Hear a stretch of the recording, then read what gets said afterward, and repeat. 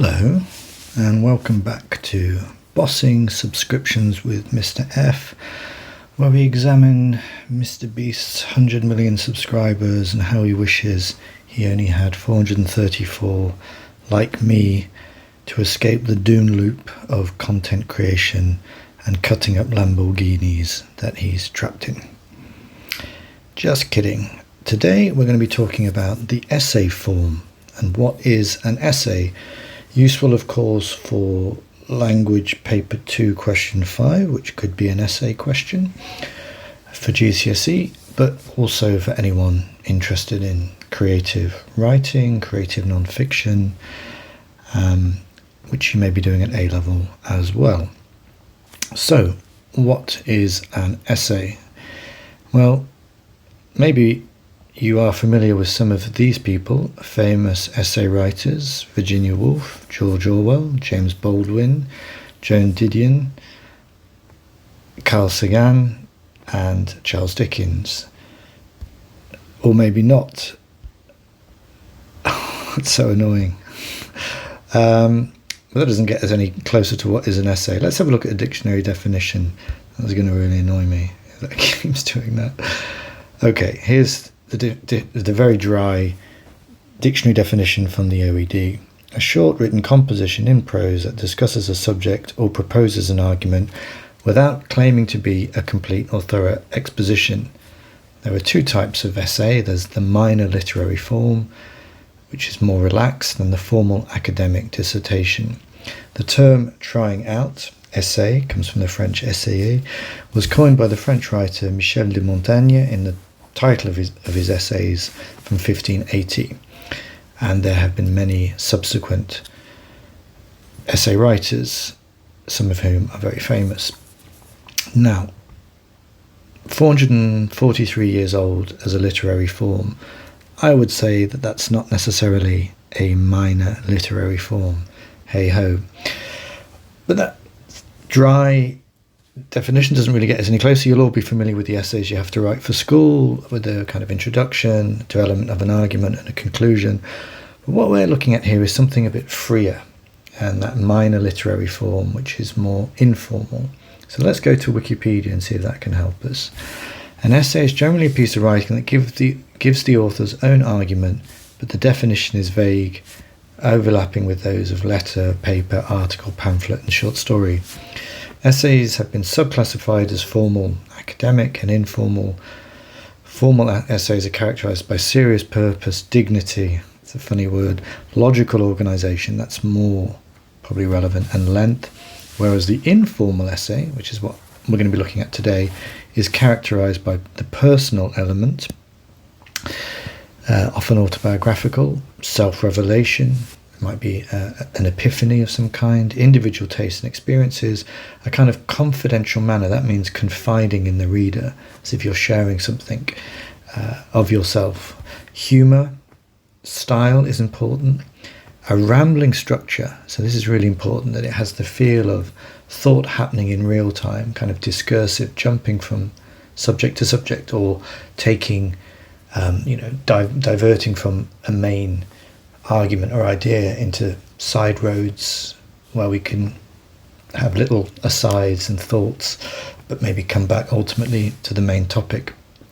Unconventionality or novelty of theme. There have been essays, one by Michel de Montaigne on cannibals, and today we're going to be looking at The Death of a Moth by Virginia Woolf, which is not something you would think could be made into a stimulating, transcendental piece of writing, but it is. They can also be political manifestos and literary criticism often, and there are other familiar topics that can be an essay. A couple of quotes that could be useful. How do I know what I think until I see what I say? So here the essay is a form or a laboratory for thought, whereby, in order to better get a grip on what I think or know about a particular topic, I need to write it down. Imagine a type of writing so hard to define, its very name should be something like an effort, an attempt, a trial. Okay, The Death of a Moth by Virginia Woolf. This is what I recommend you do. Pause the video and go and read it, you'll find it as a PDF in the link below. Ideally, print it off and read and annotate it. I would particularly recommend annotating it with some critical comments to do with narrative form or narrative technique, i.e. the form of the essay, how it says what it says, its use of different narrative techniques such as metaphor, zooming in, zooming out, contrast, empathy, and things like this. It's 2.5 pages long, so it's literally 10 minutes to read if you're a fast reader, maybe 15 if you're a bit slower. It's Virginia Woolf. She's a high modernist writer, so it will tax you slightly. It'll have some unusual vocabulary, but you should be able to pick up the gist, and you should be able to see the structural features that make it such a compelling piece of writing. So do that, and then come back and watch the rest of this video. Hello again. Hopefully you've done what I recommended you do, which is to read Virginia Woolf's brilliant short essay, The Death of a Moth. Let's have a look at why it's so brilliant. Well, we start with the least likely of subjects, a moth, and not even a nighttime moth, a day moth, which seems to be even less of an interesting topic. So she zooms in on something that appears initially insignificant or of little interest. She personifies it quite early on, seem to be content with life. I'm going to just make that a bit smaller because that's too big. There we are. Now we've changed colour. Here we are. Welcome back, people. It was okay. Then she sets up a kind of dichotomy, which just means a split between inside and outside. And why this is clever, because it enables some empathy to take place with the moth. She's sat at her desk and she's looking out of the window and she sees all of life going on outside. So we get this kind of language, maybe a semantic field, mild, benignant, things gleaming. The earth was pressed flat and gleamed with moisture. Such vigour came rolling in from the fields. So here we have life outside being painted richly in the full. Then we get some more imagery to do with a kind of extended metaphor to do with some birds that she sees, and she has this lovely image of them being like a net that is thrown up and the knots in the net kind of landing on the tree. And we get more of that life in the noises that they make, clamour, vociferation, and again a bit of personification there, as if for them this is a tremendously exciting experience. Now, this is what's really interesting. The moth itself, which like her is trapped inside, so we have this kind of dichotomy between inside, outside, interior, exterior being set up, also has energy, it has vitality, it has life, but it's kind of frustrated in what it can do with it. The same energy which inspired the rooks, the ploughmen, the horses, nice little list there, and even, it seemed, the lean bareback downs, that's the rolling hills, sent the moth fluttering from side to side of his square of the window pane. And then we start to get this empathy creeping in, because obviously she herself is kind of trapped like the moth, and there's a kind of duality there being set up. And she does this kind of empathetic leap here. One was indeed conscious of a queer feeling of pity for him, the possibilities of pleasure seen that morning so enormous and so various that to have only a moth's part in life, and a day moth's at that, appeared a hard fate, and his zest in enjoying his meagre opportunities to the full, pathetic. Here pathetic is to do with pathos, being filled with grief or inducing kind of a feeling of woe or like that. Now, one of the techniques that we get in this brilliant essay is sentence variety. So we get a lot of very long, complex sentences, very Woolfian, filled with detail, descriptive detail, imagery, sensual imagery, noises, visuals. And then we'll get these short sentences where we get something more philosophic. What he could do, he did. So even though his options are limited, he is able to do the only thing he can do, which is flutter against the window, but he's still doing it. And there's something maybe noble in that. So, fate has not been kind to this creature, but it still is willing to live in the restricted means by which it has to live. Okay, let's keep going.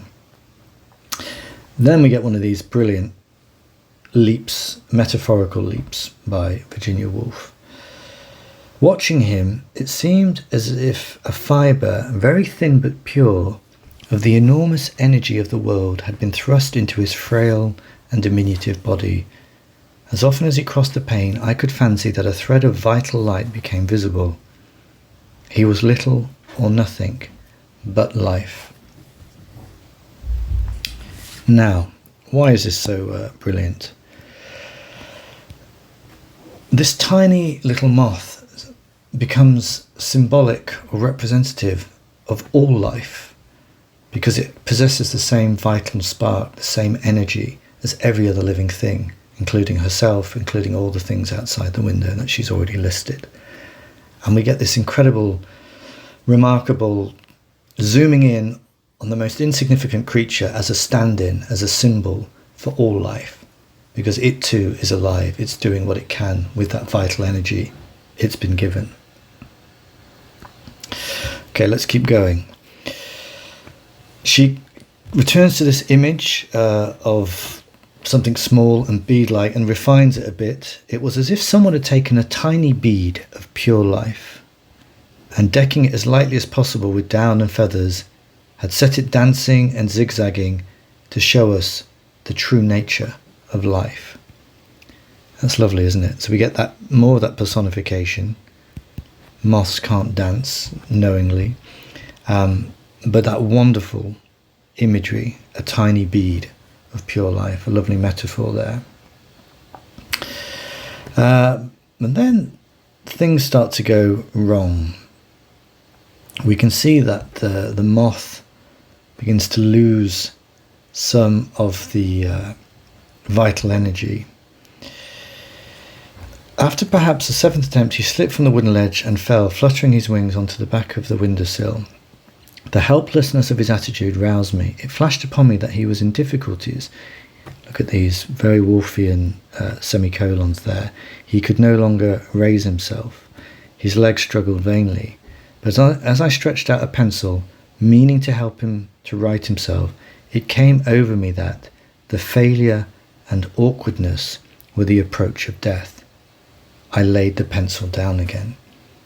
Again, another remarkable moment whereby this tiny, insignificant creature is now involved in the ultimate metaphysical battle, or the metaphysical question that faces us all, the question of life and death. Every living thing must face death at some point, and at this moment, Woolf realizes the moment of death has arrived for the moth.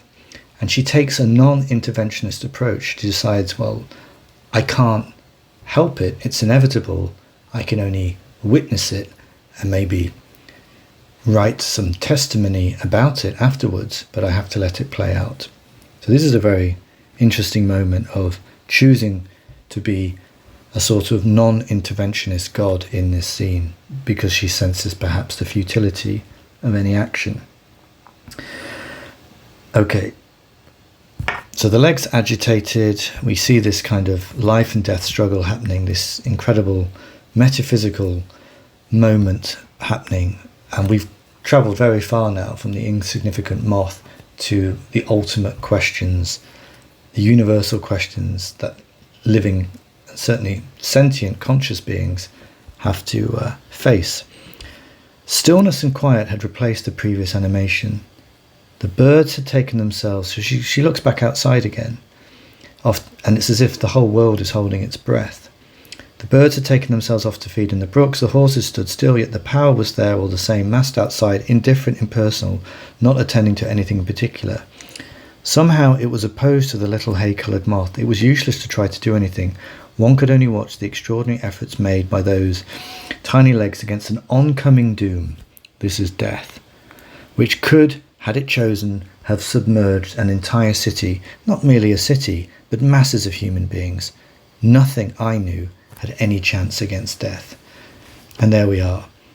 There's that linking of the moth's fate with human fate, all human fate, and the power of death, and the tiny, insignificant moth doing what it can, but hopelessly, helplessly against such a overpowering force. Okay, keeps going.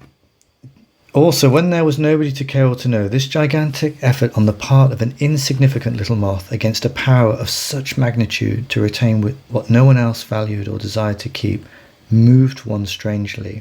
Again, somehow, returning to that image, one saw life a pure bead. I lifted the pencil again, useless though I knew it to be, but even as I did so, the unmistakable tokens of death showed themselves. The body relaxed and instantly grew stiff. The struggle was over. The insignificant little creature now knew death. As I looked at the dead moth, this minute wayside triumph of so great a force, death, over so mean, that means small, and pitiful, an antagonist, that's the moth, filled me with wonder. So this is a transcendental moment for Woolf. Something epiphanic has occurred here, where she realises the profundity of what she's witnessed. Just as life had been strange a few minutes before, so death was now as strange. The moth, having righted himself, now lay most decently and uncomplainingly composed. Again, that personification. Oh yes, he seemed to say, death is stronger than I am. So I find that remarkable as an essay, but I also find it brilliant in terms of the form that the essay has taken. We've zoomed in on the moth. We've zoomed out on the cosmic battle of life and death. The moth touches us because it's personified. It's turned into this metaphor, this stand-in, this symbol for pure life. We have the contrast of the moth and the writer trapped inside and the world going on outside. We have the use of varied sentences to enrich the writing with lots of detail, descriptive detail, but also to pause and have these kind of very short philosophic moments where she says, what he could do, he did. He was little or nothing but life. I mean, these are very profound short statements. And we have empathy because she tells us that she pities it. So she uses that kind of emotive language because of the personification, and because ultimately what the moth is going through, the writer as a conscious, sentient being realizes that death comes for us all, and she herself will have to face that moment one day too. Right, when I read that, I did think of another quote from a very, I think he was maybe the 16th or 17th century French writer, Blaise Pascal. He was a mathematician, kind of a philosopher as well. And it made me think of this. Man is only a reed. Man here means human. It's the old-fashioned way of referring to these things. The weakest in nature, but he is a thinking reed. There is no need for the whole universe to take up arms to crush him. A vapour, a drop of water is enough to kill him. But even if the universe were to crush him, man would still be nobler than his slayer, because he knows that he is dying, and the advantage the universe has over him. The universe knows none of this. There we are. If you liked that, you know what to do. Likey like, subby sub, and I will be back with some more classy content anon. Bye for now.